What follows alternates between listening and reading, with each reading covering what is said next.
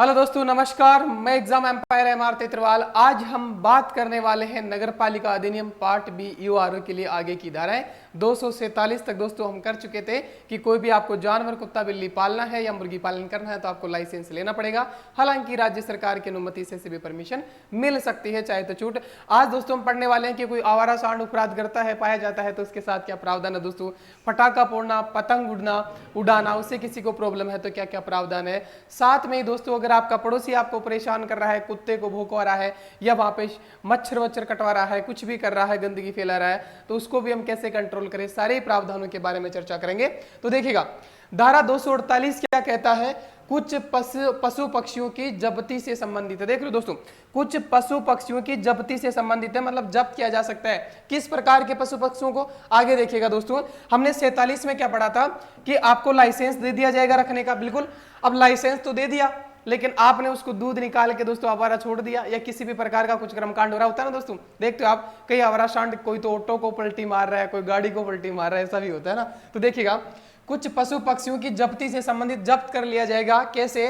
धारा 247 में जो लाइसेंस मिला था उसके तहत कोई पशु पक्षी उत्पाद मचाता है, मान लो आपको परमिशन तो मिल गई लेकिन कुत्ता पड़ोसियों को काट रहा है और ऐसी खबरें आती है, ठीक है। या कोई सांड है, आपने सांड रख रखा है और वो सांड दोस्तों, आप सांड के तो किससे आपके चर्चे हैं, ठीक है। तो पाया जाता है तो नगर पालिका अधिकारी कैद करवाएगा दोस्तों, उसको अरेस्ट, कैद समझ रहे हो ना, पिंजरे में डालेगा और ले जाएगा। क्या करेगा? 7 दिनों में मुख्य नगर पालिका अधिकारी के सामने साक्ष्यों के साथ मालिकाना हक का दावा किया जा सकता है। नगर पालिका वाले लेगे डाल के बोरे में। अब भाई साहब मालिक कहेगा मेरा कुत्ता, तो भाई कुत्ता लेना है ना तो वापस 7 दिन के अंदर अंदर जा, 7 दिनों में मुख्य नगर पालिका अधिकारी के सामने साक्ष्य लेके जा कि ये कुत्ता मेरा ही है, देखो मैंने इसको अड़किया नहीं होने का इंजेक्शन भी लगवाया था, देखो यहाँ का इतना पेमेंट भी दे के आया, मैं यहाँ से खरीदा था, सारे साक्ष्य आपको ले जाके वहां पे बताने होंगे और ये प्रूव हो गया कि आपका है तो आपको दे दिया जाएगा, ठीक है। तो 7 दिनों में मुख्य नगर पालिका अधिकारी के सामने साक्ष्य के साथ प्रस्तुत होना होगा, वरना विक्रय नीलामी से लागत वसूल की जाएगी। देख रहे हो, अगर वो ले जाने में खर्चा हुआ, टेम्पो ले आया भाई साहब, 2-3 कर्मचारी ले आया तो उनके लिए खर्चा भी हुआ, तो भाई साहब अगर ये 7 दिन में नहीं पूछा कोई भी तो उस कुत्ते को, उस सांड को बेच दिया जाएगा। कुत्ते और सांड के एग्जाम्पल में क्यों ले रहा हूं, क्योंकि ज्यादा चर्चित है, बाकी सारे जानवर आते हैं इसमें, ठीक है ना। तो उसको बेच के जो भी उनकी लागत है उसको निकाला जाएगा ना नगर पालिका वालों की। क्लियर है? अधिशेष राशि मुख्य नगर पालिका अधिकारी द्वारा जमा कर ली जाएगी और 90 दिनों के अंदर कोई लेने नहीं आया तो नगर पालिका निधि में जमा जाएगी। अधिशेष राशि मतलब खर्चा निकालने के बाद जो भाड़ा के दो आदमी पकड़ के लाए, गाड़ी का पेट्रोल, वो निकाल के नीलामी से जो पैसा बचा, मान लो 10,000 रुपए का सांड बेच दिया, 8,000 खर्चा हुआ था, 2,000 बच गया तो 2,000 नगर पालिका निधि में जमा कर दिया जाएगा, सॉरी मुख्य नगर पालिका अधिकारी के पास रहेगा। लेकिन 90 दिन के अंदर अंदर वो आ जाता है, कौन? मालिक, भाई दे दो यार, मेरा ही आदमी, 7 दिन का तो नोटिस साक्ष्य प्रस्तुत है, उसके बाद 90 दिन तक भी कोई नहीं आता है तो नगर पालिका निधि में चले जाएंगे, मतलब वो सरकारी पैसा बन जाएगा। क्लियर है? तो ये था 248। आगे चलते भाई, बेहतर एग्जाम्पल के साथ हम करते हैं। कोई नया है तो सब्सक्राइब कर लेना भाई। और ये शॉर्ट नोट्स दोस्तों एग्जाम एम्पायर ऐप पर टेस्ट सीरीज के साथ फ्री ऑफ कॉस्ट अवेलेबल है आपको, और टेस्ट सीरीज भी 30+ टेस्ट है मात्र 89 रुपए में दोस्तों, कहीं नहीं मिलेगा। और वहीं पे दोस्तों फुल टेस्ट भी आपको लगवाए जाएंगे, ठीक है। संक्रमित कुत्ता या पशुओं पर कार्रवाई। अब संक्रमित, वो तो उत्पाद मचा रहे थे, सांड है, बावड़ा हो गया, यहाँ पे दोस्तों संक्रमित है। जैसे रेबीज एक रोग होता है कुत्तों में, हड़किया हो जाता है, जिसे हम बात है वैसा हड़कियों कुत्तों काट दे तो लेना का देना पड़ जाए, आदमी हड़की हो जाए, ठीक है। तो संक्रमित कुत्ता है, पशु पर कार्रवाई, रेबीज ग्रस्त इस प्रकार का कोई रोग हो गया तो क्या करेगा नगर पालिका, उसको नष्ट करा सकती है। देख रहे हो ना, दाएं डेचू डेचू करवा सकती है उसका ना, या फिर क्या सकती है, क्वारंटीन में रख सकती है, कुछ अवधि के लिए परिसीमित कर सकता है, उसको अलग रख सकता है, क्वारंटीन कर सकता है ना। उसको कह सकता है कि भाई इसको संभाल के रखो, तुम एक रूम में रखो, जो भी तुम्हारा कुत्ता बिल्ली जो भी है, समझ रहे हो। तो ये इस प्रकार की बात 249 में की गई है। आगे चलते हैं, परिसरों के भीतर पशु पक्षियों द्वारा उत्पाद या बाधा चिड़ करना। यह वो मामला है जब आपका पड़ोसी 3 अमेरिकन कुत्ते पाल रखे हैं और दिन भर भौं भौं भौं करते रहते हैं, और एक पड़ोस में आपका बेटा जो है नीट IIT की तैयारी कर रहा है, UPSC की तैयारी कर रहा है या URO की तैयारी कर रहा है, उसको परेशानी हो रही है। आप में से भी कईयों को होती होगी, बगल वाला कभी डीजे बजा रहा है, कभी डांस कर रहा है, कभी कुछ चिल्ला रहा है, कभी कुत्ता भौंक रहा है, होता है ना दोस्तों। उसी के बारे में नगर पालिका वालों ने ध्यान रखा है 250 में, क्या? परिसरों के भीतर पशु पक्षियों द्वारा उत्पाद, बाधा या चिड़ होता ना, चिड़ होती है, भोंकता है कुत्ता तो ना, जिसलिए दोस्तों पालते नहीं है, शहरों वालों के काम रह गए ना, उन्हीं के साथ सोना, उन्हीं के साथ बिताना, ठीक है। तो स्वामी से रोकने की अपेक्षा कर सकते हैं। पहले तो कहेगा स्वामी, है ना, नगर पालिका के कि दादा साहब दूसरा इनको डिस्टर्ब करे दे, तू प्यार जता और कुत्ता बिल्ला के प्रति तो बेडरूम में दिखा ना, लोगों को क्यों परेशान करता है। अगर फिर भी नहीं मान रहा है तो नहीं तो क्या कर दिया जाएगा, उसका लाइसेंस वह रद्द कर दिया जाएगा, है ना, पूछा जाएगा, ये कारण बताओ, नोटिस जारी किया जाएगा कि भाई तू या तो मान जा, वरना क्यों ना तेरा लाइसेंस रद्द कर दिया जाए, है ना। तो लाइसेंस रद्द क्यों ना कर दिया जाए, ये कारण बताओ, नोटिस जारी कर दिया जाएगा, कारण बताओ, नोटिस उसको जारी कर दिया जाएगा। और इसका भी जवाब नहीं दिया उसने भाई साहब, वो अपनी मरोड़ में कि भाई साहब मेरे पास अमेरिकन कुत्ता है ना, क्या बोलते हैं उसको, पुटबिल है ना, पुटबिल होता है ना, हाँ पिटबुल, तो इस प्रकार का कुत्ता है, तो वो तो भाई मरोड़ में रहे। लेकिन अगर इसको जवाब नहीं दिया कि कारण बताओ नोटिस कि तेरा लाइसेंस क्यों ना रद्द कर दिया जाए, दूसरों को परेशानी कर रहा है, तो इसका जवाब नहीं दिया तो लाइसेंस रद्द ही कर देगा नगर पालिका वाला, है ना, मरोड़ सबकी निकाल दी सरकारी आदमी। और पशु पक्षियों का अधिग्रहण व नीलामी, ले जाए लावला धरेला और कुत्ता ले जाए भाई साहब, क्लियर है, ये बात कह रहा है 250 में। आगे चलते हैं 251 क्या कहता है, डेयरियों को अनुमति लाइसेंस दिया जाना। आप देखते होंगे, आप जहां भी किराएदार बन के रहते होंगे, जहां भी आपको दिखता होगा गली में निकलती एक वो होगा क्या, एक डेयरी होगा जहां से आप सरस की छाछ तेली जो भी लाते हो ना, तो वही बात कर रहा है कि डेयरियों को भी लाइसेंस दिया जाना। ऐसे नहीं रख सकते डेयरी, है ना, पता नहीं आप क्या खिला रहे हो, आपके घर में कुछ बन रहा है, कुछ प्राइवेट मतलब फैक्ट्री लगा रहे हैं कि किसी का दूध छाछ बेच रहे हो, तो ऐसा नहीं, लाइसेंस से बेची जाती है सारी। तो जिस स्थान का लाइसेंस दिया जाता है उसी स्थान पर प्रयोग करना, वरना 1 माह का नोटिस देकर बिना नोटिस भी लाइसेंस रद्द कर दिया जाता है। देख रहे हो, लाइसेंस आपको मिला है गुजर की थड़ी का और आप लगा दियो गोपालपुरा मोड़ पे, भाई साहब ऐसा नहीं चलेगा। अगर ऐसा कर दिया आपने तो 1 माह का दोस्तों 1 माह का नोटिस देकर के बंद किया जा सकता है, या खतरनाक तरीके से आप बेच रहे हो, कुछ भी कर रहे हो, तो आपको बिना नोटिस देकर भी नगर पालिका के अधिकारी आएंगे और रद्द कर देंगे भाई साहब, ठीक है। आगे चलते हैं, 5 से 10,000 रुपए का जुर्माना होगा, और फिर भी लगातार कर रहा है दोस्तों तो 50 रुपए पर डे के हिसाब से, मतलब 3 छाछ की तेली तो गई की, ठीक है, तो पर डे के हिसाब से क्या होगा, जुर्माना लगा दिया जाएगा। मुख्य नगरपालिका अधिकारी के आवेदन पर मजिस्ट्रेट ऐसे स्थान को बंद करने का आदेश देगा। मुख्य नगरपालिका अधिकारी साहब जाएंगे हाई कोर्ट में, जाएंगे मजिस्ट्रेट के आगे कि भाई साहब देखो नकली छाछ बेच रहे हो, तो मुख्य नगरपालिका अधिकारी के आवेदन पर दोस्तों मजिस्ट्रेट ऐसे स्थानों को बंद करने का आदेश देगा और अनुपालना हेतु व्यक्ति नियुक्त करेगा, कोई भी आदमी नियुक्त कर देगा अधिकारी तुम्हारे यूआरओ टाइप का कि भाई साहब कर दो कांड, है ना, ठीक है। आगे चलते हैं, 251 हो गया। अब कहते हैं 252। मैं फिर कहना चाहूंगा ये सारे नोट्स आपके लिए अवेलेबल रहेंगे टेस्ट सीरीज के साथ, सभी धाराओं के पार्ट बी के पूरे दोस्तों। और मैं कहूँ मार्केट में किताब अपने आप में 300-400 रुपए की है, मेरे तो टेस्ट सीरीज के साथ फ्री है आपके लिए, ठीक है। कुछ प्रकार के और इससे बाहर कोई सवाल जा भी नहीं रहे। कल शाम को दोस्तों रात 10 बजे हम ईआरओ पार्ट 2 के टेस्ट लगा रहे हैं, कल एक लाइव टेस्ट था, आज सेकंड होगा, यूट्यूब पर भी लगा रहे हैं दोस्तों, है ना। हालांकि यूट्यूब पे लिमिटेड लगा सकते हैं, 20-20 क्वेश्चन लगा रहे हैं, वहां पे ऐप पे आपको प्रत्येक धारा के 2-3 क्वेश्चन मिलेंगे, लगभग 1000+ क्वेश्चन आपको मिलने वाले टेस्ट सीरीज में। तो दोस्तों लगाएगा, प्रैक्टिस ही परफेक्ट बनाती है।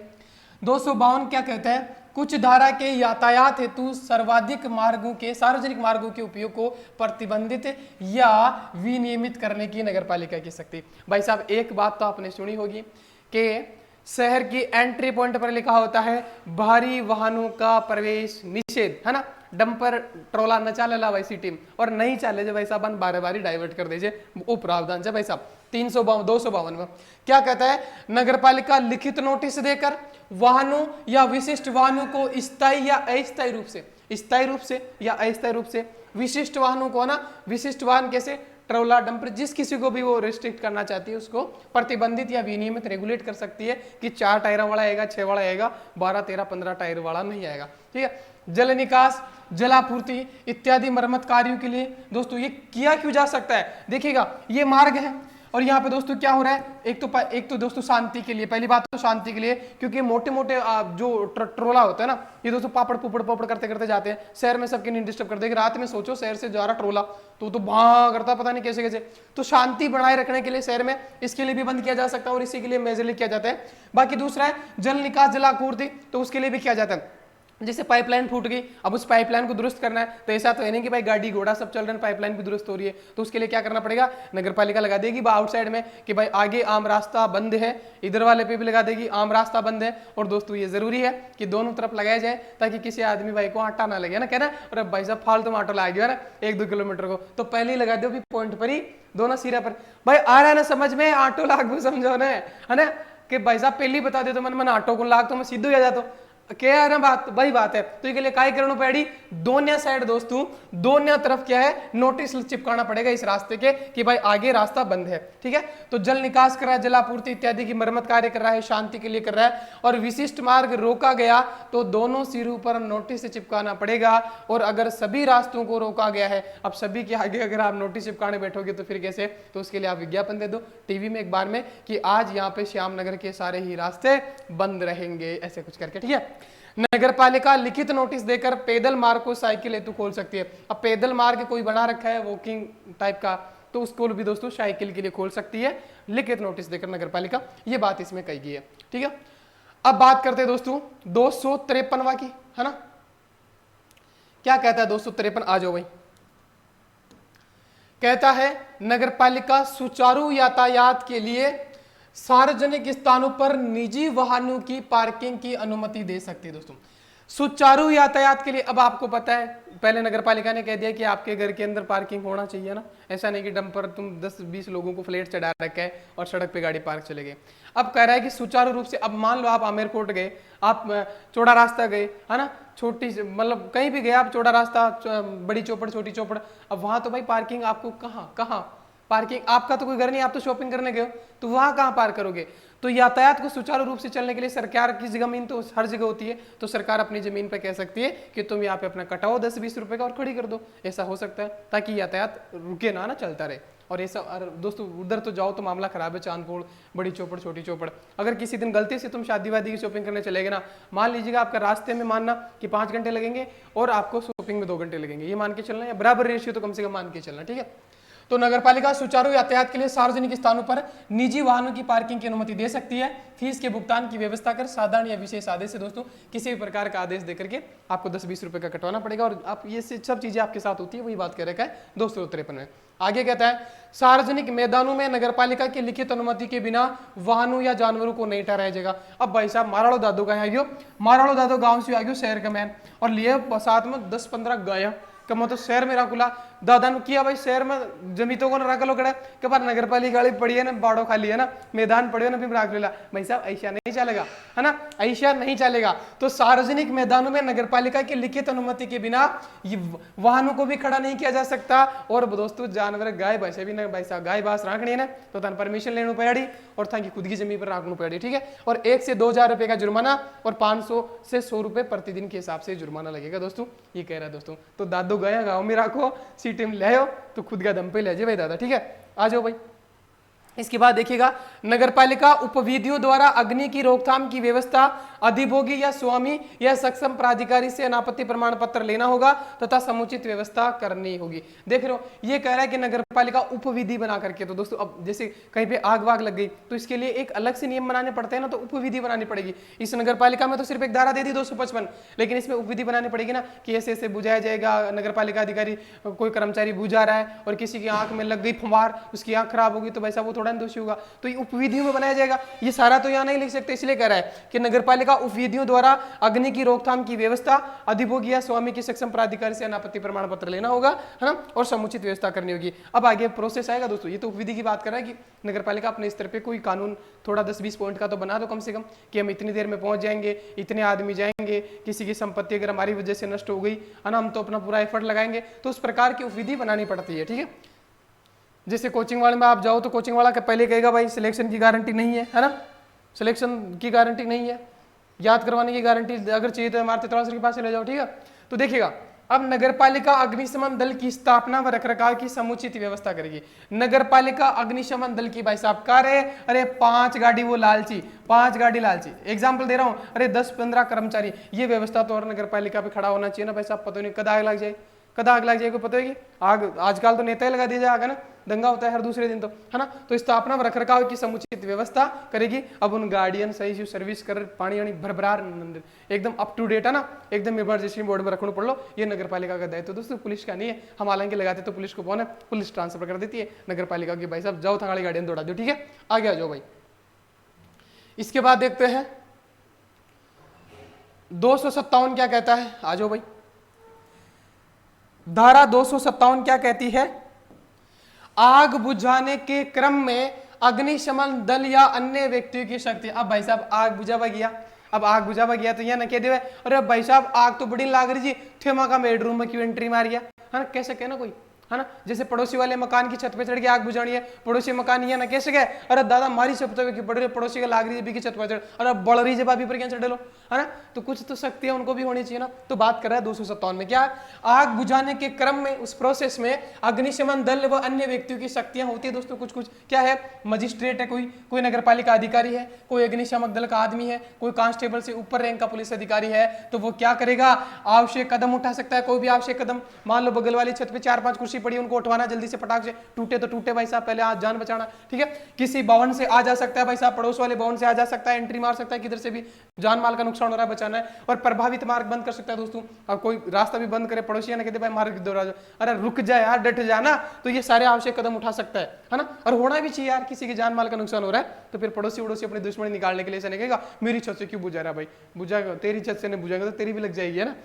कोई भी व्यक्ति किसी सद्भावना से किए गए कार्य के लिए सत्यपूर्ति देने के लिए उत्तरदायी नहीं होगा। अब कह रहा है कोई भी आदमी सद्भावना से किया गया कार्य के लिए, अब जैसे मान लो किसी पड़ोसी की छत पे जाके वो आग बुझेगा, अब वहां पे 2-4 चेयर पड़ी है, मान लो शीशा ही टूट गया यार, पानी की फुहार से शीशा टूट गया, अरे तो भाई उसके लिए क्षतिपूर्ति क्यों देगा, वो हो गया नुकसान, वो तो किसी की जान बचाना चाह रहा था नगर पालिका का कर्मचारी, आग बुझा करके। अब उसमें अगर तुम्हारा कोई नुकसान हो भी गया, तुम्हारा शीशा भी टूट गया या कुछ और भी, मान लो कि किसी के बगल से बुझा रहा है और किसी का अगले वाले की वो टूट करके, दरवाजा टूट करके जो फुहार है पानी वाली, वो अगले वाले दूसरे घर के बेडरूम में जाके पूरा गद्दा गीला हो गया, अब वो तो उसका तो नुकसान हो गया, लेकिन हो गया तो हो गया भाई, उसकी क्या क्षतिपूर्ति दे, है ना।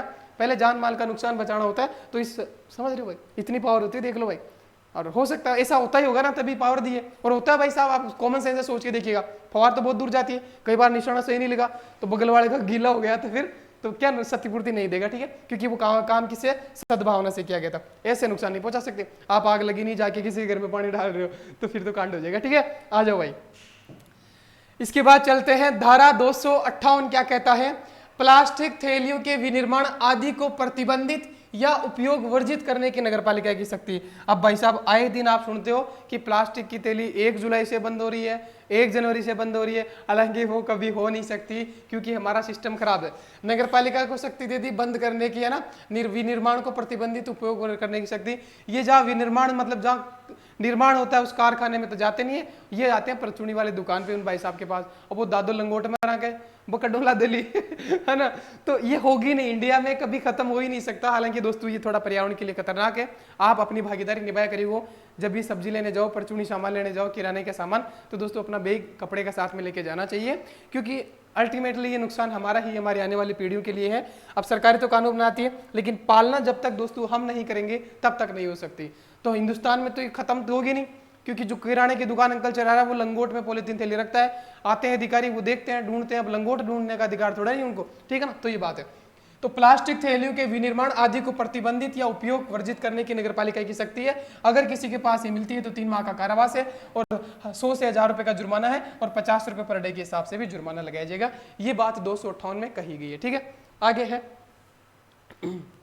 आगे है दोस्तों, मल आदि बहाने का कनेक्शन नहीं लिया और ऐसे ही खुले में बहाता रहा तो 5000 का जुर्माना। देख रहे हो दोस्तों, तो 259 में कहता है कि आप जो अपना मल वल जो बहा रहे हो उसके लिए आपको क्या कनेक्शन लेना पड़ेगा ना, और अगर ऐसे खुले में तो 5000 का जुर्माना है। अब दोस्तों आता है गंदे भूमि आदि मामले, ये भी खतरनाक है भाई साहब, इसको समझना। देखो क्या कहता है 260, देखिएगा दोस्तों, गंदे भवन भूमि आदि से संबंधित है। क्या कह रहा है गंदे भवन भूमि, देखते हैं। अब देखो भाई साहब, किसी ने अपने घर में दुर्गंध फैला रखी है। अब आपका पड़ोसी मान लो या तो रहता है वहां पे या नहीं रहता, अगर रहता है और फिर भी गंदगी फैला रखी है तो भाई साहब वो तो मतलब नरक में रहता है ना, स्वर्ग होती हुई भी। और अगर वो मान लो वो थोड़ा बड़ा हो गया और वो पिछला तुम्हारा पुराना कोई झगड़ा था उसके साथ, आपका पड़ोसी मान लो कि जयपुर से दिल्ली शिफ्ट हो गया, वो कुछ बन गया अच्छा खासा, लेकिन आपकी पुरानी दुश्मनी थी, तो उसने कह दिया कि मैं इस मकान को तो बेचूंगा नहीं, और यहाँ पे ऐसी गंद फैला के जाऊंगा, एक मरा हुआ जानवर डाल के जाऊंगा, यहाँ पे कूड़ा कचरा डाल के जाऊंगा, वो सड़ेगा तो ये जिएंगे कैसे, है ना, इनका तो जीना हराम कर दूंगा मैं। ऐसे भी होते हैं भाई कई लोग, है ना, होते हैं ऐसे, आप मान जाओगे इसको, है ना। तो देखिएगा, किसी ने अपने घर में दुर्गंध फैला रखी है और लोगों को चिढ़ हो रही है, मतलब चिढ़ तो होती है, नगर पालिका स्वामी को स्थिति सुधारने हेतु लिखित नोटिस देगी। पहले तो नगर पालिका कह देगी भाई साहब दिल्ली में काहे बैठे हो, जड़ी ना लोगों ने परेशानी हो रही है, कचरा छाप कर पहले, है ना, कह देगी, है ना, कहेगी। अब फिर भी पैसा वो अनसुनाई कर रहे हैं अपनी नेतागिरी में, ये वो तो किसी भवन की हालात मानव निवास हेतु अनुपयुक्त है तो नगर पालिका प्रतिबंधित कर सकती है। और मान लो वो खुद भी रह रहा है उसी में, वो रहने लायक ही नहीं है, तो उसको दोस्तों प्रतिबंधित कर सकती है किसी प्रकार से, अगर उस पर सड़न हो रही, ठीक है। कोई भवन जीर्ण शीर्ण अवस्था में, जर्जर अवस्था में हो गया दोस्तों, कई बार दोस्तों सांप मतलब इतना पुराना हो जाता है ना मकान, उसमें सांप बिच्छू पैदा हो जाते हैं, होते होंगे दोस्तों, है ना, ठीक है। तो सांप बिच्छू, है ना, पैदा हो गए या अनैतिक उपयोग के लिए किया जा रहा है तो नगरपालिका लिखित नोटिस देकर स्थिति सुधारने तो आदेश दे सकती है। तो लिखित नोटिस देगी। अनैतिक उपयोग मतलब मान लो तो सड़ा हुआ खंडर हो गया, सांप बिच्छू पाल रखे और अति कैमर टाइप का गैंगस्टर आदमी वहां पे से क्या कर रहा है, अपना कारखाना भी चला रहा है, तो इस प्रकार से कुछ चल रहा है अनैतिक काम, तो उसको नगरपालिका लिखित नोटिस देकर के दोस्तों स्थिति सुधारने का आदेश दे सकती है।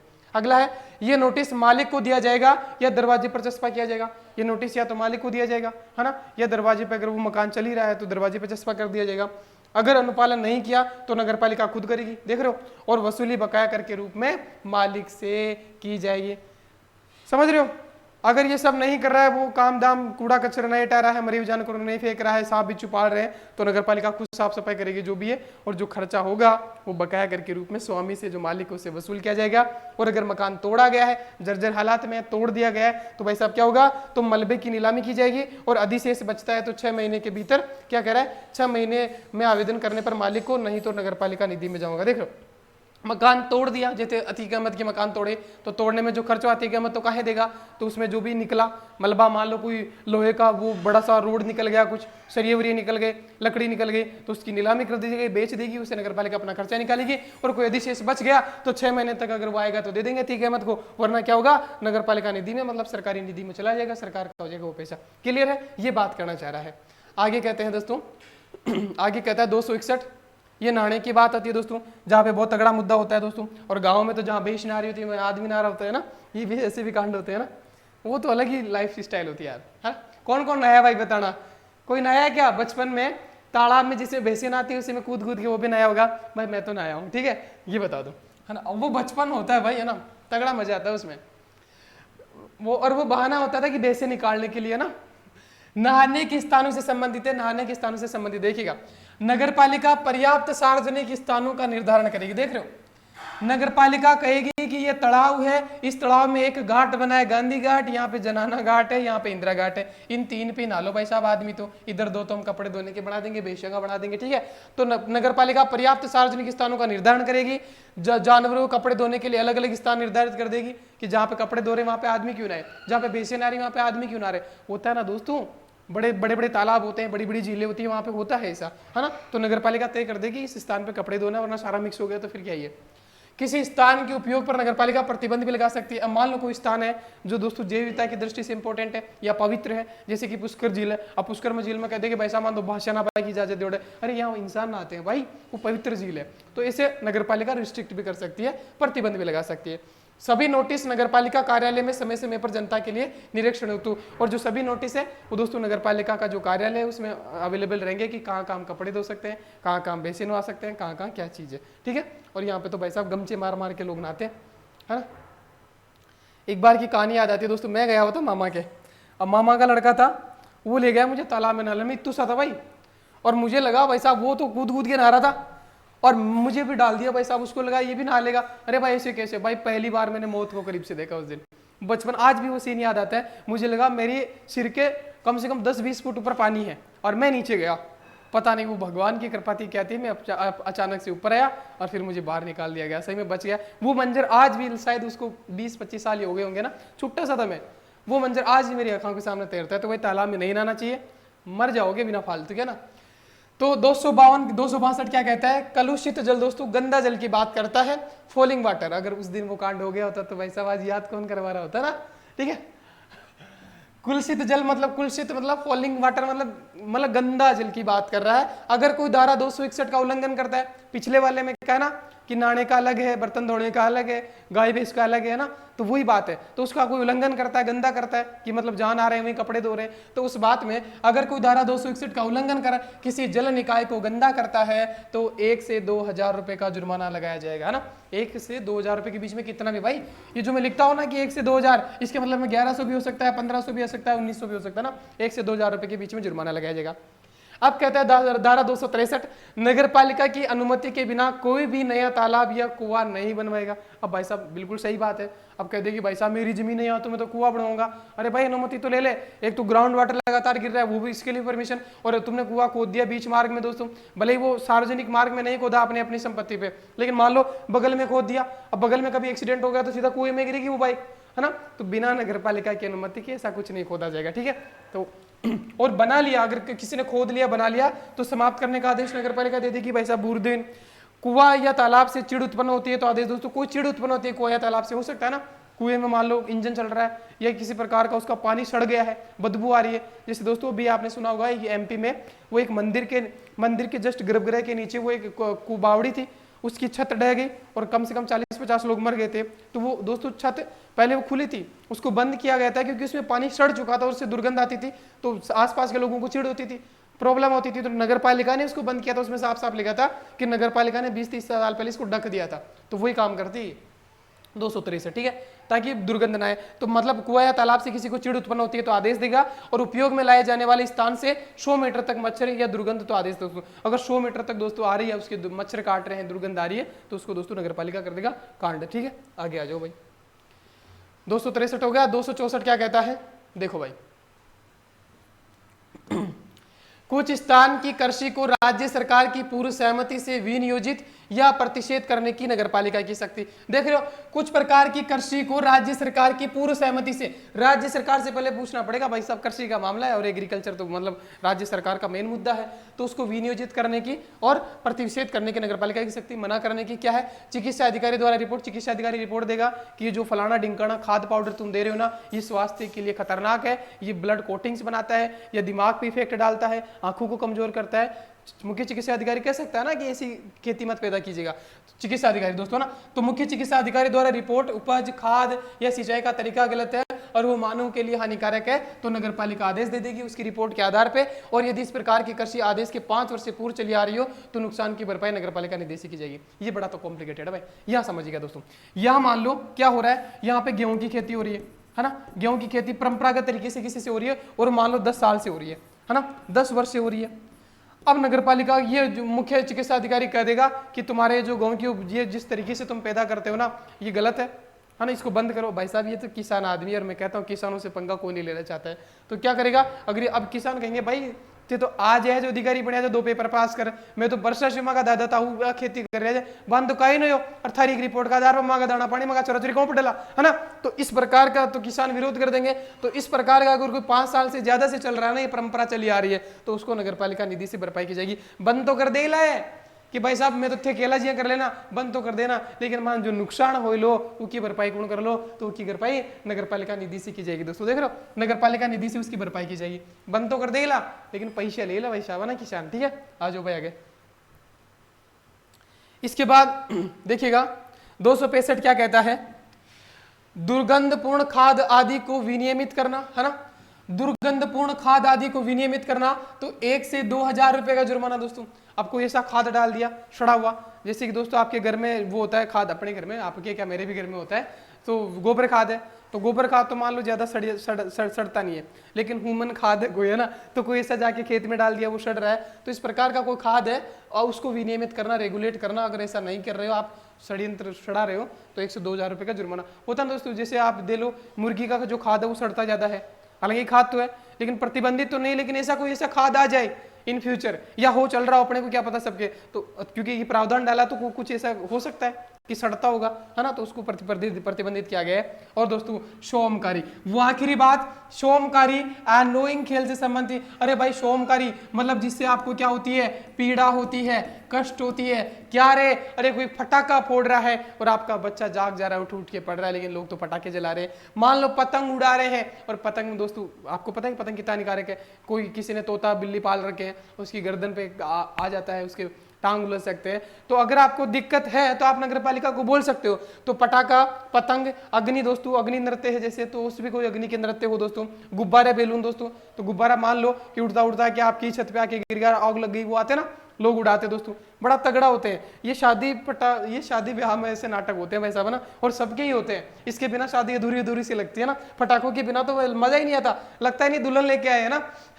तो ऐसा भी है। तो फटाखा, गुब्बारे आदि से लोगों को परेशानी, तो 100 से 500 रुपए तक का जुर्माना होगा। अब बताओ आप में से किस किसी को फटाखा फोड़ने में आता है? किसी की शादी में फटाखा फोड़े क्या भाई बताना। मैंने तो मचक के फोड़े हैं, मुझे ये पता नहीं था पहले, आज पढ़ रहा हूँ धारा 265 कि फटाखा फोड़ना को भी रेगुलेट किया जा सकता है, मना किया जा सकता है, आपकी शादी में खलल डाला जा सकता है नगर पालिका के द्वारा, ठीक है ना, अगर किसी को प्रॉब्लम हो रही है तो। बाकी तो मर्जी पड़े जो करो इंडिया में, है ना, इंडिया तो जुगाड़ू कंट्री है, ठीक है। तो ये था दोस्तों 266 तक हमारा आज का सेशन खत्म हो गया है लगभग, है ना। तो ये हो गया खत्म। कैसा लगा आपका सेशन, आपका क्या अपना सेशन? और दोस्तों आपको एक बहुत बड़ी बात बता देता हूं मैं, बड़ी मानो चाहे छोटी मानो, मेरे लिए तो बड़ी ही बात है भाई साहब, है ना। क्या बात है पता है आपको? क्या बात है दोस्तों? टेस्ट सीरीज है, टेस्ट सीरीज जो है ना, टेस्ट सीरीज दोस्तों एग्जाम एम्पायर ऐप पर चल रही है। एग्जाम एम्पायर, वहां पे शॉर्ट नोट्स भी मिल जाएंगे। और दोस्तों 89 रुपए में, दोस्तों 89 रुपए में मात्र है टेस्ट सीरीज, जिसमें दोस्तों 30 प्लस टेस्ट है, लगभग 1000 प्लस क्वेश्चन होने वाले हैं दोस्तों, और साथ में शॉर्ट नोट्स भी फ्री होंगे दोस्तों। शॉर्ट नोट्स जो है वो फ्री होंगे, 8 शहरी योजनाओं के भी, 8 शहरी योजनाओं के भी, और संपूर्ण धारा के, सभी धारा के दोस्तों, सभी धारा के शॉर्ट नोट्स फ्री है। और ऐसे ही दोस्तों पॉलिटी की टेस्ट सीरीज भी चल रही है, उसमें टॉपिक वाइज है और संपूर्ण पॉलिटी के नोट्स फ्री है, वो 99 रुपए की है, ये 89 रुपए की है। ले लेना भाई। प्रत्येक धारा, एक धारा के 2-2, 3-3 क्वेश्चन है दोस्तों, इसका मतलब जाके आपको 1000 प्लस से क्वेश्चन लगाने को मिलेंगे। और फुल टेस्ट भी मैं करवाने जा रहा हूँ वहाँ पे। जो लोग फुल टेस्ट की कीमत ही 500 रुपये ले रहे हैं, वो 89 रुपये में आ जाएगा। इतनी मेहनत मैं कर रहा हूँ, इसके बाद तुम चाहो तो मेरी कैसे भी ले सकते हो, वैसा मैं इसके अलावा क्या कर सकता हूँ ना। और पढ़ाने का अंदाज तो आपको पता ही है कि बढ़िया बढ़िया एग्जाम्पल हमारे होते ही है, तो आपके क्वेश्चन निकलेंगे, जाके लगाना, बहुत सारे क्वेश्चन है। तो थैंक यू दोस्तों। एग्जाम एम्पायर ऐप, इसका लिंक मैं डाल दूंगा यहाँ पे कमेंट बॉक्स में नीचे पिन कर दूंगा, और कम्युनिटी सेक्शन में भी लगा हुआ आज के में, और Telegram channel Exam Empire join कर लेना, वहाँ भी आपको मिल जाएगा। थैंक यू दोस्तों।